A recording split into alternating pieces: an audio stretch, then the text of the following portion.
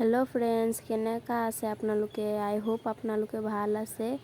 আজি আহিছো আমি দহা খাবলে তে আপোনালোকে দেখিব পাইছে নহয় আজি বৰবামলে আহিছো এই জায়গাটো আপোনালোকে চিনি পাইছেই চাগে আপোনালোকক দেখাইছো আৰু তাৰ পিছত কেনেকা লাগিছে আপোনালোকক কব মোৰ হাই মানে কিবা কবই নোৱাৰিছো মানে এনেকা হাই আছো আমাৰ এটা পোৱালি আছে এই